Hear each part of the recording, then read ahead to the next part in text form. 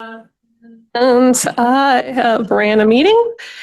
Okay, let's go ahead and get the Criminal Justice Coordinating Council meeting started on Wednesday, September 10th. It is 12:12. Can we have roll call, please? Monica Isham, Julia Lyons, Here. Grant Gerber, Mike Markran, Here. Mike Weller. There's a vacant tribal position. Doug Marotek. Here. Bruce Poquette. Katie Ballinger. John Yackel. Mark Helwig. Here. Elaine Smith. Marshall Sabitsky. Kathy McCoy. Bill Trepanier. You have a quorum. Okay, let's stand for the Pledge of Allegiance. Flag of the States of America, to the republic for which it stands, one nation, under God, indivisible, with liberty and justice for all.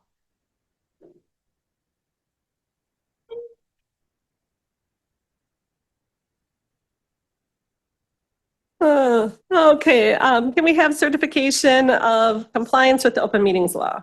This meeting was noticed to the media and the public as required by Section 19.84 of the Wisconsin statutes. Okay, in looking at the agenda, are there any changes to the agenda? And I think we said that we are not going to have number 12 with the financial analysis of cutting program funding at this point, being where we're at with the budget, so we can bring that back should there be anything that needs to be discussed. Okay, so 12 is gone. Oops, I'm sorry. One of the representatives on joining. Oh, are you now appointed? Yeah. Okay. People that the but I'll be joining. Okay, wonderful. Why don't you go ahead and have a seat up so that you can, wherever, be able to take part in the meeting. And we will be able to officially bring her in. I got to look at the bylaws. I think what we were going to do is push that. We push that up to the board and make that official. But maybe I'll have a chance to peek at bylaws while we're doing that. Okay, any other? Oh, and I do not have the 2026 projection for opioid settlement funds this time around. We have some things that are kind of pending at the moment as far as funding streams go and where the funding needs to go to. So that will be brought back next time as well. It's still planning on 100,000. It's just how that's going to be broken up. Any other changes? Oh, yep. And underneath the, well, with your public health report, you're going to have the jail survey. Okay. Yes, I can. Changes. We are going to eliminate number 12. And we are going to eliminate 13C. And along with the public health report will be a jail survey report. And that is 13A.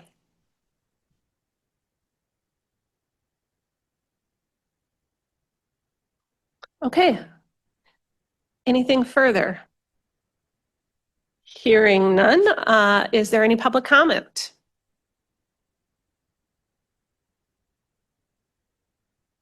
And, okay. Moving on to number 7, welcome new LCO liaison members. So welcome Lorraine to CJCC. So we will, I'll be meeting with you to kind of get you caught up with everything that we've been doing over the last couple years. Thank you. Okay. Moving on to 8, consideration of approval of minutes. Do we have a motion?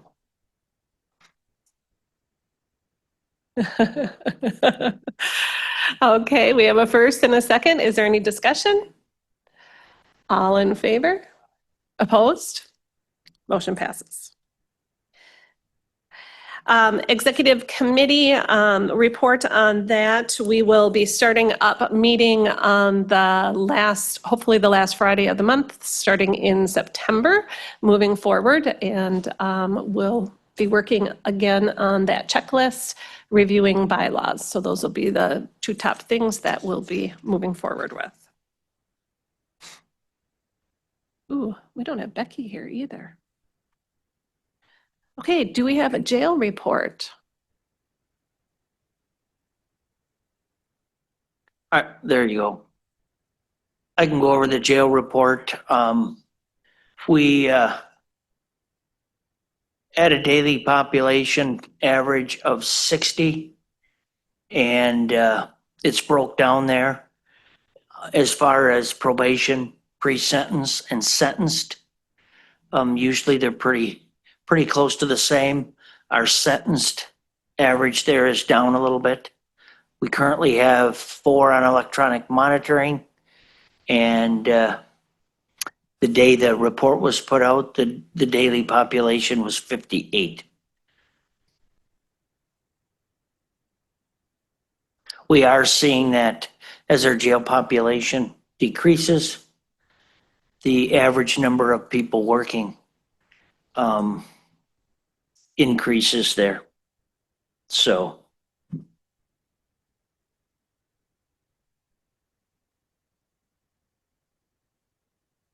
Any questions?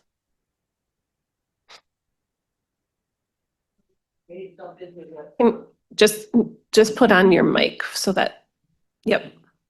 Because I'm catching up on things now and I haven't been in arena here for a while, but however, it seems like some things are helping because those numbers are decreasing. So the different attempts that have been made and different ways of doing things is addressing some of the things we were concerned with before. So it's good to see that improvement on that part. And so that's part of the reason why I want to join this committee, because at one time I was very active with this group and I just want to get re-engaged. So Thank you. thank you. Okay. Okay. Oh, do you have something? Okay. Do we have Becky online? Okay. I spoke with Becky, so I can get. You're just getting ready. That's what I was getting ready. Okay, so Justice Point report from Mike Markren. You can see the report in front of you, and I've got some highlights here after speaking with Becky. All positions have been filled.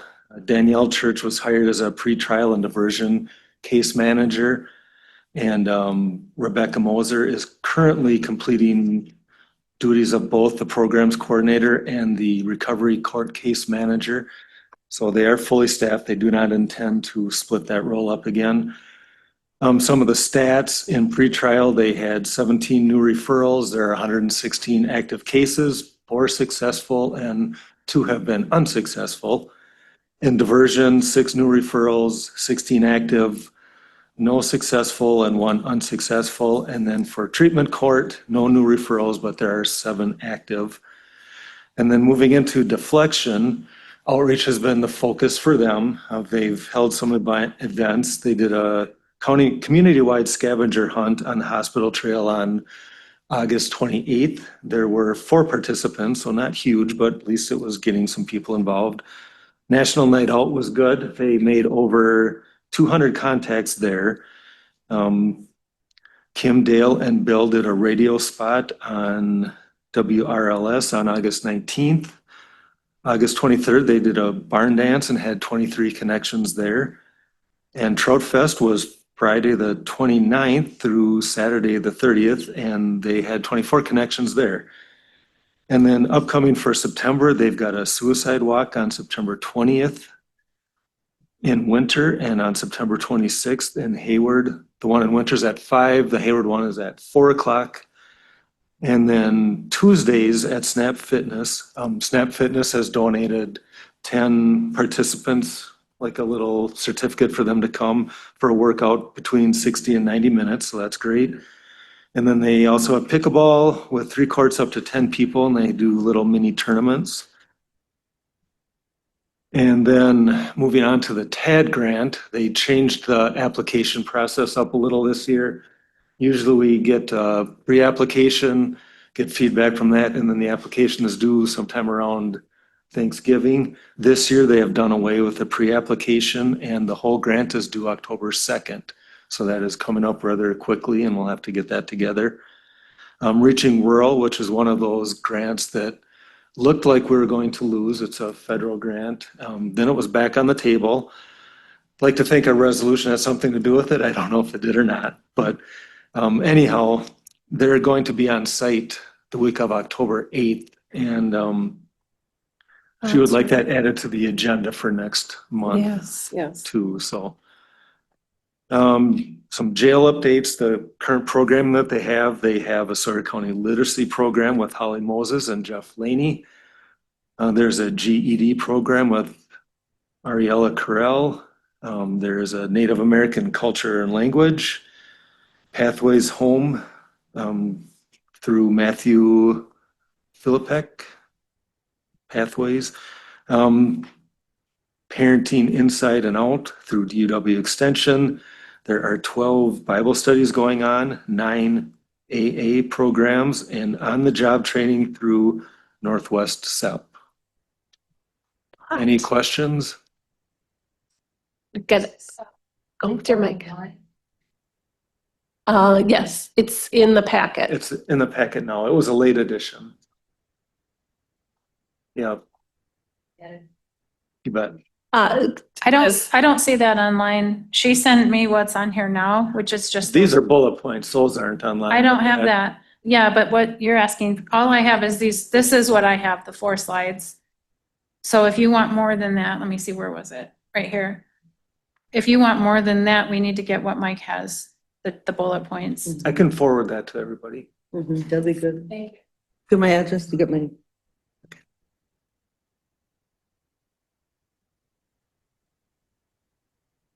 Anything else on this subject? Okay, moving on to Health and Human Services. Go ahead. So before Joyce gets up and talks here, well, she can stand up and listen, but I just wanted to acknowledge all the work that Joyce has done and get teary-eyed because she's retiring. Go ahead. I can't even talk about it. I won't cry. Okay, so I'll do the updates. We are right now working on billboard changes for the fall. This fall, it's going to focus on mental health awareness. And as Mark mentioned, we're also involved in the suicide awareness walk. And in September, I worked with Kim Dale to present fentanyl awareness information to the Hayward Rotary Club. And if you do have organizations that want that information, make sure you contact Public Health because we can do 10-minute presentations or a 40-minute presentation. So they were very interested and learned a lot. There was a lot that they were not aware of. We also participated in the Forever Joy Fentanyl Awareness Barn Dance and distributed information and quite a bit of Narcan. Narcan continues to be distributed at the food shelf. That just seems to be a really good fit out there. They now know that it's available there, so they'll come and actually ask for it, which is a good thing. I wanted to update you on our calls for overdose. So I compared the calls for overdose as of July 31st. For 2024, we had 29, this is law enforcement, 29 calls for overdose. And in 2025, we had 23. So it's down a little bit. And as you know, we've reduced the number of Sawyer County deaths by 55% over the last 2 years. So something good is happening somewhere. I am retiring at the end of this month, but I did want to go over the jail survey. So as you know, I worked for quite some time going into the jail and presenting a survey to anybody who was willing to take it. This was voluntary.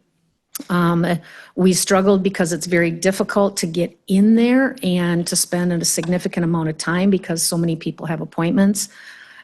So if you look at it, we had 65% were Native American and 25% were white. There were 10% of the surveys that we just completely discarded because they were just incomplete. Either they didn't give us a race, a gender, an age, they were all over the place. So if they just weren't acceptable, then we just discarded those. You can see the breakdown between males and females. When we talked to them about overdose, 29% of them had overdosed at least one time. You can see the breakdown there. Native American females have the highest reporting amount of overdoses. And again, if you look over to the right, if you look at the number of overdoses that they've experienced, white males and Native American females had the highest rate of repeated overdose. If you're looking at, we asked them, what drugs have you used in the past? And so you can see marijuana and cocaine are pretty high up there. Obviously, what's concerning to us is the meth, heroin, and fentanyl, because that's where a lot of those deaths are occurring from. But if you flip over and you look at a little bit of why. So if you look at those that were prescribed opioids, again, it's very high female, and I will tell you that of that female, it's also very high Native American female that were prescribed opioids. The same thing for the number that became addicted to opioids because of that prescription. And I heard a lot of stories, very interesting and traumatic stuff, but a lot of these prescriptions were due to childbirth for women. And so I found that very interesting, and I think something that maybe we can look at in the future, talking to healthcare and others about how to maybe handle that better. Hopefully it's not still being done, but we need to check and make sure. Of those that were prescribed opioids, 44% became addicted, and 51% used illicit drugs after that addiction. Again, it's very heavy on the female side. When we asked them how many times a day do you use, you can see that white females are 86% use more than twice a day, and Native American females are at 70. And males are high also. I did find it interesting, and I think part of this is due to the fact that Beziki has done such a good job of administering Narcan to the population, that 30% of Native American women have administered Narcan more than 6 times. So that tells us that it's available to them. I mean, that's why they're using it. If you don't know about me in my past, I used to be an investigator for sexual assault. So that is my specialty. And when we asked them if they had ever been physically, emotionally, or sexually abused, you can see that more than 50% had been.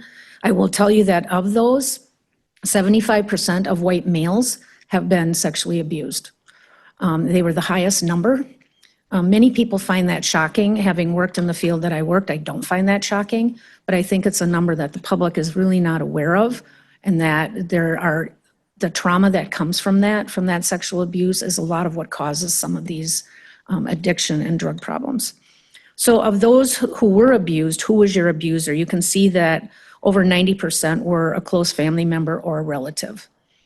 So I think that's something that can be looked at from a public health side in prevention, especially. I'm very, very passionate about educating kids and providing a comfortable place for kids to report. The school is not a comfortable place for them. So if you talk to people who have been, as an adult, who were abused as children, that is the main problem, that they don't have a place to go that is comfortable for them to report. And so they don't deal with those issues. Then finally, when you look at their drug of choice, you can see that 29% of the people who responded to this prefer meth. That helps explain some of our death numbers because we know that fentanyl is in the meth that is in our county, that's in our state. So 11% actually prefer fentanyl. And I think that's important also. A lot of people think that the fentanyl is always an accident, and it's not. There are people that prefer fentanyl. And just for a little quick background, once they became addicted to the opioid, and remember it was oxys, right? And everything got cut off. we as a nation did not provide help for them, and now they're addicted to that drug. So they had to find something else. So a lot of people went to heroin because it's an opioid, gives them a very similar high. Some people went to meth. And then those systems became adulterated with fentanyl, and that's what started the deaths. So those who have, mostly the people that want fentanyl are the people that had a prescription to an opioid. They prefer that high over the heroin or over the meth. It gives them the most similar high to that opioid that they were taking legally. So something to think about, whether it's treatment or prevention or anything else. So, any questions? Yeah, I remember, I think it was the sheriff's department who said that everything is cut with fentanyl, yes, even THC. yes, And so we have a lot of people who use THC who are trying to, they're walking that sober path, right. are trying to, but they're still hanging on to the THC. And I always worry about them, especially if, you don't know Yes, if it's going to have fentanyl. So is that still the case, Sheriff, that there's still fentanyl laced in THC as well? Is that what you're finding? Your mic. And I think it's going to increase, not decrease. yeah. Why do you think that? Why do you think it's going to increase? Just by the flow of trends. Yeah, across the country, they're seeing more and more fentanyl in THC. We just happen to be a small corner of that world. But, as the sheriff has said in the past, we are on that delivery path straight from the cities, off 94 over here to our part of the country. And so if the cities and other places west of us start seeing that trend, we know it's coming this way. And that is happening. There are more and more THC deaths due to fentanyl. It is very scary. And it's part of the education that we gave to children when we were doing the fentanyl education was you can't trust anything. So the lesson from that is, even though you've also always bought your weed from Joe and you trust Joe, Joe doesn't know what the person he bought it from has put into it, or the person before that. So you can't trust it anymore. So, any other questions? I think, You're, monitoring those who need those medications, Yep, that has to happen yes, at that level because there's a need there. Yep. Whether it be pain, whatever, injury, whatever. yep, So they work with them so they don't get addicted. I've warned them of what can happen. Yep. Because in the past, they didn't do that. They just kept. I totally agree, and that's what they said. Prescriptions renewed, and they weren't even watching that. yes, So then we were having this goes back to those addictions that took place, and then we lost some of our members, some of our people. Yeah. And so that's important that we catch it at that level. yep, So we work with them as they're addressing their health issues. And then with the addiction, addressing that level, whether it be intervention, treatment, recovery, wherever they're at on that scale. Yeah. And to keep working with them so we can help them. Because what's happened with some of the people, some of the ones we just lost recently, a young man in particular just got out of the system, bam, goes right back. And Yeah. didn't right away, but eventually went back into that arena. yeah. I think there needs to be stronger aftercare. Yeah. Just from doing the overdose fatality reviews that we do, it just seems like there needs to be longer and stronger aftercare for people who have gone through the treatment process. Yep. I will tell you that from the surveys that we did, only 5% of people said that they were unable to get into treatment, which is good. I mean, because we always think we don't have enough. And we know we don't have, you're never going to have enough of that type of personnel, right? But the fact that only 5% were unable to get in is good news for this area. And then also when those who been working on the recovery and have made gains, again, will go back. Yep. And then sometimes pick up right where they left off, how that disease will go. Yeah. Yeah. However, and I think just need to have more at all levels somehow Right. accessible to them so that, instead of going back to, if you're stressing or things are happening in your life, whatever, you need more support, you can go here, Yeah. or whatever. Yes. This goes for all people, not just Native people, all people. Yeah. And so that they can get their needs met quicker in a healthy way, rather than going back to that substance, whatever it is that they're struggling with and recovering from, and then going that road, because we've lost more. You know Mhm. what I mean? Because then they go right back again. Yeah. And then you don't know what's laced with what, you don't know what's coming, you don't know what's trafficking through, you don't know what's coming, certain events that happen in our community Yep. that are happening. We have people coming from all over Mhm. and bringing with them what they have now. Yeah. And so we just got to watch those kind of things. Agreed. Agreed. Anything else? No, just, this is wonderful information, and Joyce spent a lot of hours gathering this information. And the only thing is, we are inferring a little bit from a small number of people, so just, we want to be cognizant of that when we're sharing the information. But I think that there's such good information from here that can lead us into potential projects that could be helpful, so. With the Healing to Wellness Court, with the gains assessment that they do with the participants, there is a lot of emotional abuse when they were children, sexual abuse. And, we find that mental health issue goes hand in hand with that addiction Mhm. problem, because they're trying to forget those things or make themselves feel better. And so you have to address the drug problem first, and then get them to understand that they need to do mental health as well. And I think that if you want to stop it for the future, we have to deal with the children now where they're at, so that they don't become adults trying to deal with what's Yes. happened to them as. Right. So, Thank you. thank you. I hate to just keep jumping in here, but when you mentioned the birth piece, can you touch on that just a little bit? Oh, about being prescribed opioids for birthing. So people, especially those that had C-sections, Mhm. were given opioids as pain control. And I just found it very interesting. I didn't realize that women were being prescribed opioids didn't either. for that. But numerous stories from women that told me that the way they became addicted was after they gave birth, and usually through C-section, and they were given the opioids. And this is not within the last couple of years. I'm going to say this was prior. Yeah. But I wasn't aware of that until talking to them. And we can validate that practice has changed. So Right, we will that's part of- validate that. The part of other this. piece that I'll just kind of point in on the changes in like the opioid prescribing.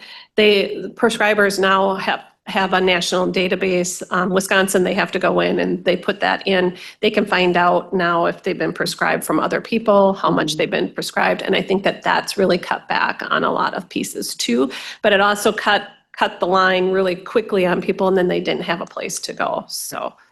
Right, thank you. I would just like to say, Joyce, thanks for everything you've done. You've been a pleasure to work with. We wish you the best in retirement, and you have made a difference in this community. Thank you. Okay, moving on to youth justice. I think we have that report up there. It was a busy month in July. I think we had maybe 8 referrals prior to that, if I am remembering correctly. And then we got 11 referrals in July. So that was a fairly busy month to be working through. The other piece that I wanted to just update on is diversion is up and running, going well. Melinda has been very connected to the schools. We were working real closely with the faculty at the schools and the administration. And she's already gone out and had kids call and say, I missed the bus, or I need to do this, and get to school. So one of the things that we did prior to school starting was those that had a lot of delinquency the year before or the quarter before, that we kind of just left off with or were dropped out. We made sure they were re-enrolled in school and made good connections so that they were aware they're on our radar and started reaching out right away. So we're feeling really good about the work that we're doing as we move forward. So very happy with that program, and hopefully we'll have some good numbers to be able to share in the next couple of months. Just getting everything up and running. But so far, it's been something that's been very much appreciated by the school community. Is her name Melinda? Is that what it is? I met her yesterday. I had truancy court in the morning, and I had a bunch of kids that did very well, very well. And I met her for the first time, and there are 2 or 3 families that are working with her, and it seems to be a success because those kids are going to school and the parents are calling in to make excuses for them, and it's great. Good. Yep. So getting off to the right start. So hopefully that all continue. So that is what I have for youth justice. Any questions? Okay. Community updates or any other updates? I know last time we mentioned we haven't seen Grant in a while. So maybe we'll reach out and find out if he's able to continue to come or if we need to look for another community person. Okay, outside committee updates. Correspondence. Or future agenda items. So I think we said that we wanted to get reaching rule on for the meeting next time. Anything else? Oh, yes, thank you. We'll we have to work with the projections that we have from that other grant that we have in and help and cover jail nursing. Okay. Anything final? Hearing none, we are adjourned.